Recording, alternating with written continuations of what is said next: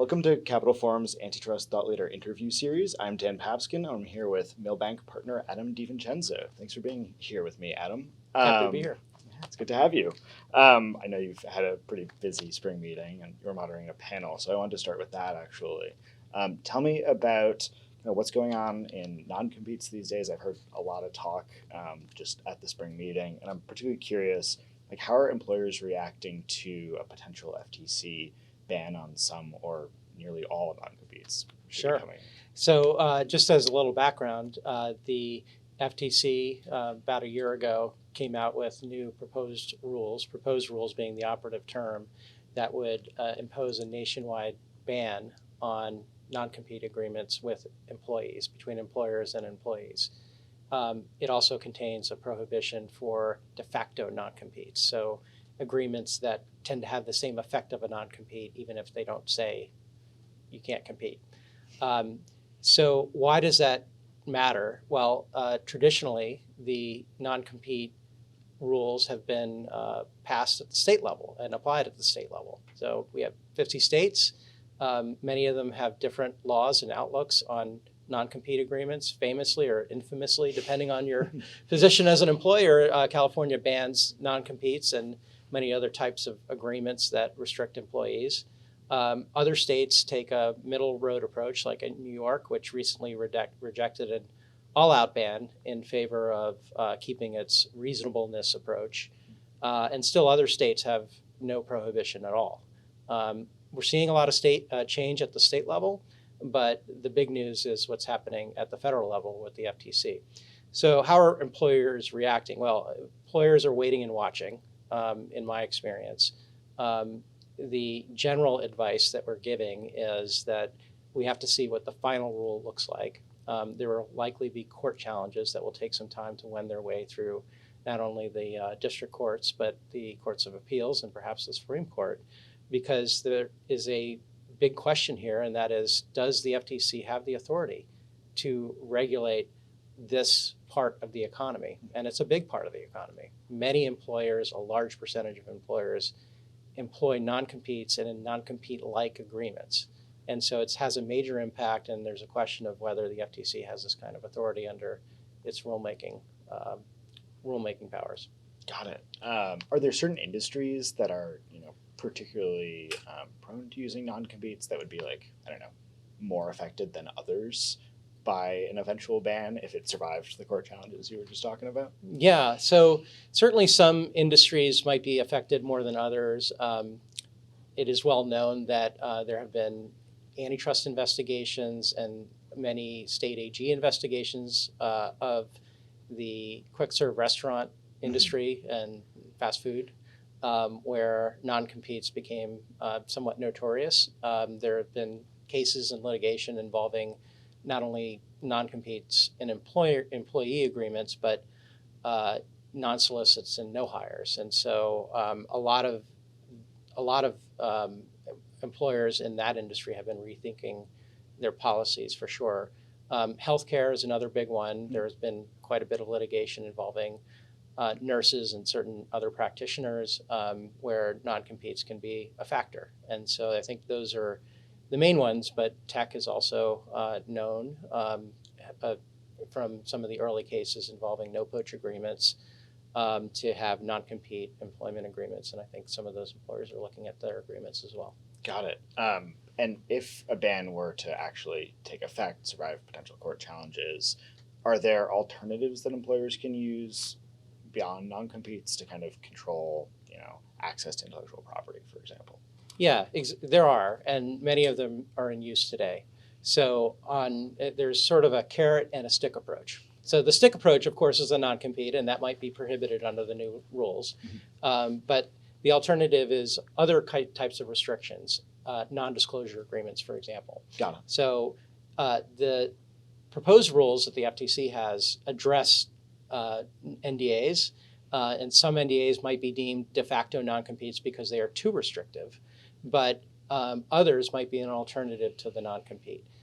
There are some downsides to using NDAs as a substitute for non-competes. For one thing, it's hard to detect when an NDA is being violated because by definition, the former employer is no longer in your employ and you can't monitor that employee. However, at the same time, it's in use, and having an agreement with a former employee will deter most employees, as a practical matter, from violating their NDA. So it is at least somewhat of a solution. Many companies are looking at their trade secret policies. Anything from making sure that employees are assigning IP appropriately to the company when it's company IP, as opposed to keeping it not covered by IP at all, a patent or a copyright, or leaving it up to the employee. I think you're seeing some companies taking a very hard look at that. And then on the carrot side, one of the best pieces of advice you can give, and it's not always the solution, is to keep the employee happy. So how do you do that? Well, one thing you can do is offer retention bonuses. So instead of saying, don't go out and compete with me, stay. That way you keep your information in-house. The employee stays and gets paid a bonus after some number of years, and is less likely to leave, if that's what you want as the employer. So there are lots of ways to protect company information. None of them are perfect, including non-competes, but employers are definitely looking at them. Got it. So you mentioned no poach, which has also been a huge focus for DOJ in particular. But I wanted to ask more broadly, thinking about labor and antitrust, the new Hart-Scott-Rodino, or the proposed Hart-Scott-Rodino changes and the new merger guidelines talk a lot about labor markets. What seems to be getting the most scrutiny from the agencies these days, and going forward, what do you think is going to be kind of under the spotlight the most? So labor market competition has become a focal point of both the FTC and the DOJ. Chair Khan has been very vocal about her view that antitrust has a role to play in policing labor markets, as has Jonathan Cantor at the DOJ. We have seen a mixed bag of wins and losses in court. So on the no poach front, the DOJ has brought several criminal cases that have not been successful, more than several. The view is that juries are not yet willing to see no poach agreements as criminal. At least that's been the early return. On the merger side, the DOJ had a win in the publishing case where it essentially blocked a merger, won an injunction on the basis of competition for high-end authors, best-selling authors.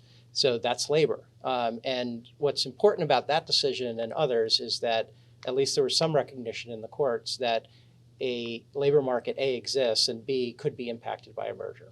Now, the facts and circumstances, of course matter, but I think the agencies are really running with that, and you see some of it in their more recent cases in their complaints. Got it. Are there certain, I asked you this about non-competes, but are there certain industries that the agencies are taking a harder look at just in labor markets with mergers or conduct? I think it's across the board. Okay. I think they've traditionally looked at healthcare, they've looked at retail and energy, but I think it's all across the board. Every deal, maybe not every deal, but deals that are under the microscope will at least have a labor element to them. And if you go through a second request, if your client is in a second request, they will be asked questions about their labor force and competition for labor. So there's a component there that I think is going to be there for a while. Are companies having to get more sophisticated too about how they think about their workforce because they're getting these complex questions from the enforcers? I think in a way they do, but also employment and employment generally is one of the most heavily regulated aspects of American life, as it is today. There are labor laws at the federal level. There are labor laws at the state level. There are all sorts of employment laws and regulations, and employers are very sophisticated at making sure that they're compliant with those laws and regulations. And I think they're starting from that base, and then how do you build in the new antitrust scrutiny into that compliance base? And so it's not to say that there's enough compliance already. There's always room for improvement for most companies, especially large companies with lots of employees.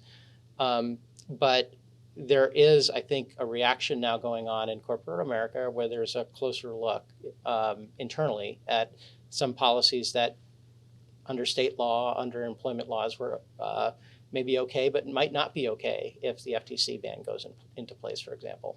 Got it. Yeah, that makes a lot of sense. I've also heard, I don't know if you've heard about this at all, but just that the agencies are having to get a lot more sophisticated hiring labor economists too, because they have a lot of antitrust IO economists, but it's a completely different part of the field. Have you? I don't know if you work a lot with economists on cases, but have you heard about that? Absolutely, because labor economics is, as you pointed out, distinct, very different from your traditional antitrust economic work. And I'm not an economist myself, but I know what I don't know. It's a good skill to But have. from a market definition perspective, when you think about it, certainly competition for labor is different than competition for products and services in meaningful ways.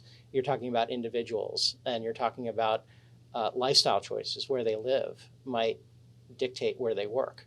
And so do you define geographic markets around the workers' willingness to live in multiple places, for example?